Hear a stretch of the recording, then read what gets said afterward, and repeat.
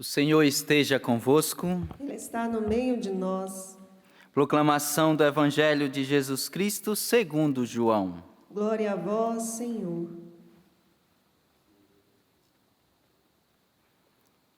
Naquele tempo, Jesus foi para o outro lado do mar da Galileia, também chamado de Tiberíades. Uma grande multidão o seguia, porque via os sinais que ele operava a favor dos doentes. Jesus subiu ao monte e sentou-se aí com os seus discípulos. Estava próxima a Páscoa, a festa dos judeus. Levantando os olhos e vendo que uma grande multidão estava vindo ao seu encontro, Jesus disse a Filipe: "Onde vamos comprar pão para que eles possam comer?" Disse isso para pô-lo à prova, pois ele mesmo sabia muito bem o que ia fazer. Filipe respondeu: "Nem 200 moedas de prata bastariam para dar um pedaço de pão a cada um." Um dos discípulos, André, o irmão de Simão Pedro, disse: "Está aqui um menino com 5 pães de cevada e 2 peixes. Mas o que é isso para tanta gente?" Jesus disse: "Fazei sentar as pessoas." Havia muita relva naquele lugar, e lá se sentaram aproximadamente 5.000 homens. Jesus tomou os pães, deu graças e distribuiu-os aos que estavam sentados, tanto quanto queriam, e fez o mesmo com os peixes. Quando todos ficaram satisfeitos, Jesus disse aos discípulos: "Recolhei os pedaços que sobraram, para que nada se perca." Recolheram os pedaços e encheram 12 cestos, com as sobras dos 5 pães, deixadas pelos que haviam comido. Vendo o sinal que Jesus tinha realizado, aqueles homens exclamavam: "Este é verdadeiramente o profeta, aquele que deve vir ao mundo." Mas quando notou que estavam querendo levá-lo para proclamá-lo rei, Jesus retirou-se de novo, sozinho, para o monte. Palavra da salvação. Glória a vós, Senhor. Ao Senhor eu peço apenas uma coisa: habitar no santuário do Senhor. Ao Senhor eu peço apenas uma coisa: habitar no santuário do Senhor.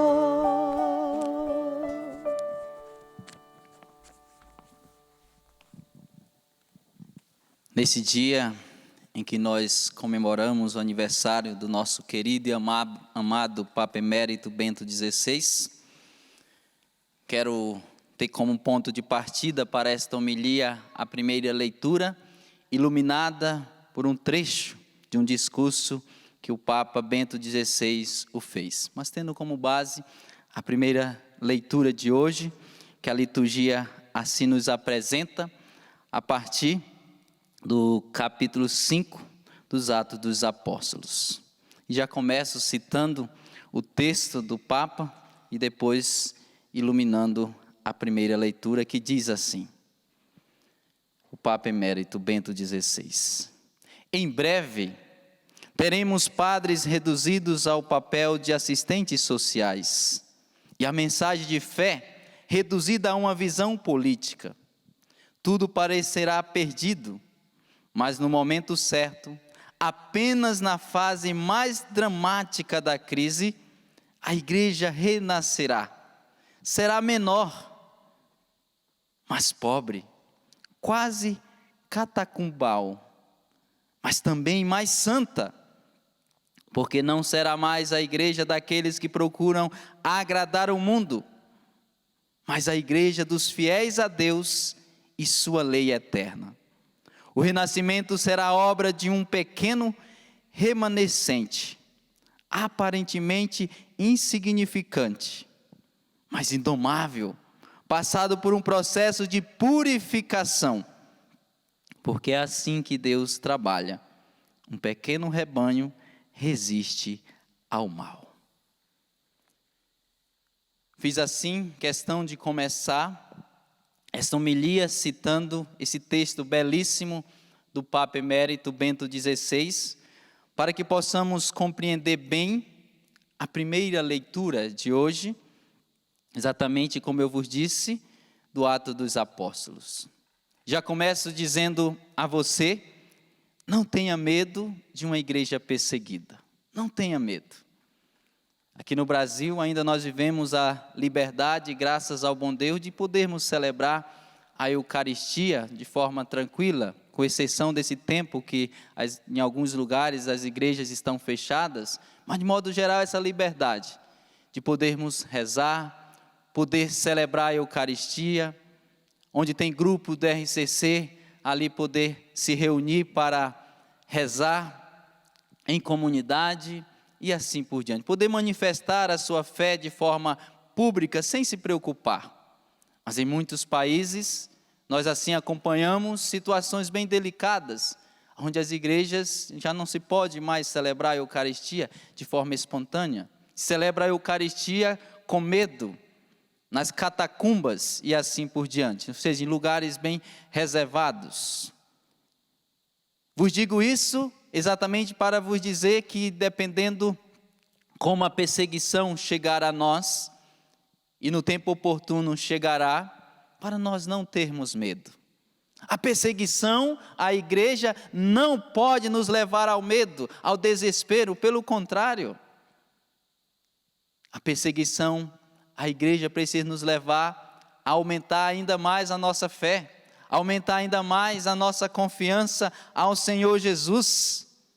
E como o Papa faz questão de assim dizer, que vai ser uma igreja que renascerá de forma até menor, mais pobre, quase catacumbal, uma expressão para dizer das catacumbas. Aí ele vai expressar, porém, mais santa. Uma igreja que não tenta agradar o mundo, uma igreja mais fiel a Deus e a sua lei. Ou seja, a perseguição à igreja, ela traz frutos belíssimos. Lógico, sem dúvida, uma grande destruição.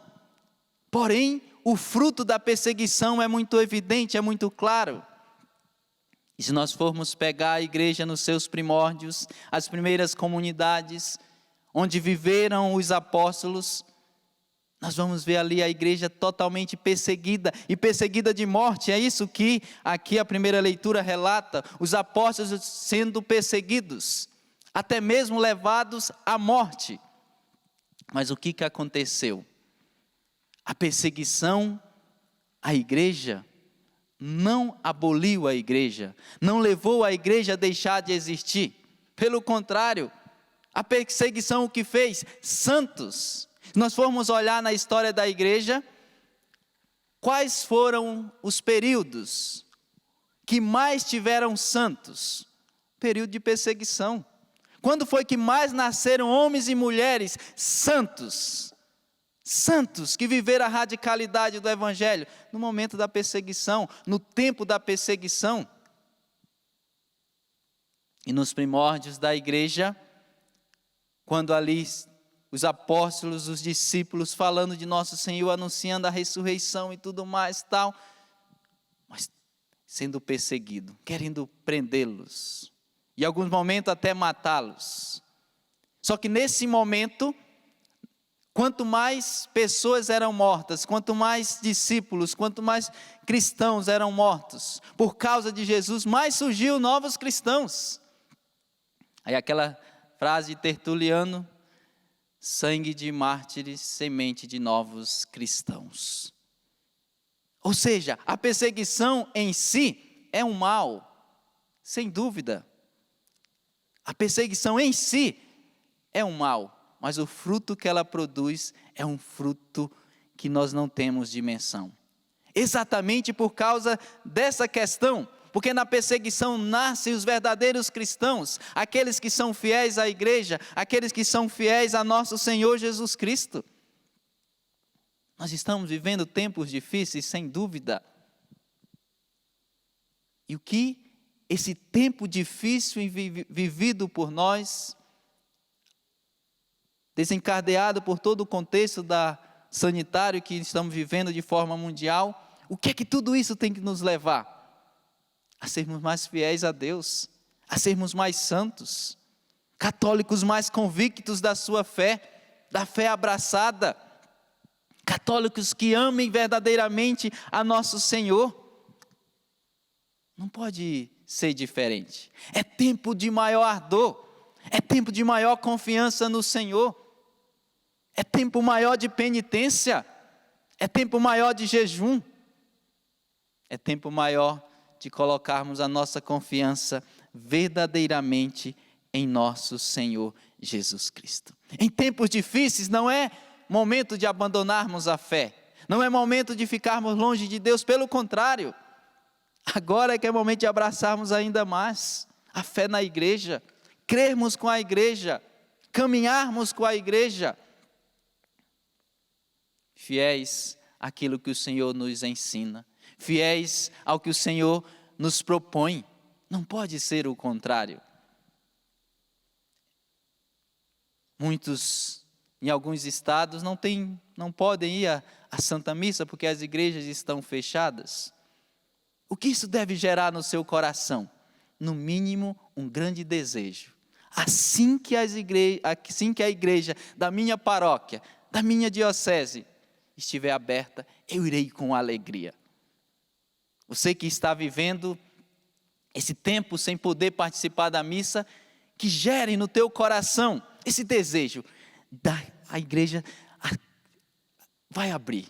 A igreja vai abrir. E essa expectativa, na hora que abrir, você sair de casa correndo. Sair de casa correndo para poder participar do santo sacrifício do Senhor. Poder comungar o corpo e sangue de nosso Senhor. Não pode ser diferente. Arda o teu coração de desejo de chegar esse dia. Já estamos com bom tempo. Em muitos lugares da igreja fechada. Tem gente que talvez está quase um mês ou mais sem poder, não é que não quer, sem poder ir, sem poder participar da Eucaristia.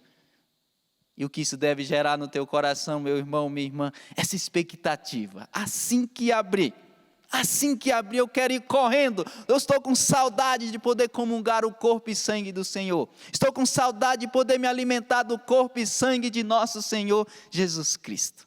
Participando presencialmente da Eucaristia.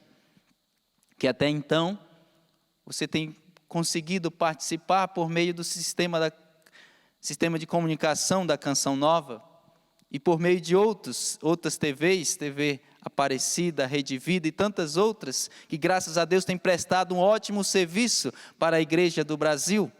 E bendito seja Deus, porque não podendo ir à Santa Missa, pode participar de casa. Mas entendendo que não é a mesma coisa, é um bem grandioso poder participar da missa de casa, através da TV, ouvindo pelo rádio. É magnífico, sem dúvida, mas que não é a mesma coisa de poder estar presente e comungar nosso Senhor sacramentalmente, o corpo e o sangue de nosso Senhor, poder viver o santo sacrifício. Eu repito, no limite do que lhe cabe hoje, viva bem. Aí na sua casa, viva com dignidade, participe com dignidade da Santa Missa. Inclusive você que agora está participando através da TV Canção Nova, participe com dignidade, porém que o teu coração esteja ansioso. Assim que abrir a igreja, eu irei correndo ao encontro de nosso Senhor. Nesses tempos difíceis que nós estamos passando, é tempo de amadurecer mais na fé.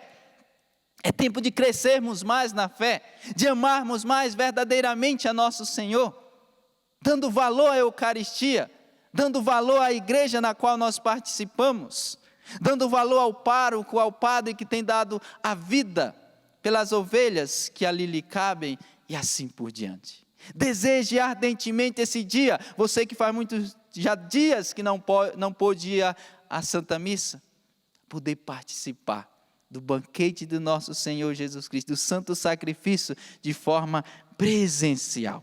Portanto, arda o teu coração por esse dia, arda o teu coração por esse momento, arda o teu coração para poder se encontrar com nosso Senhor.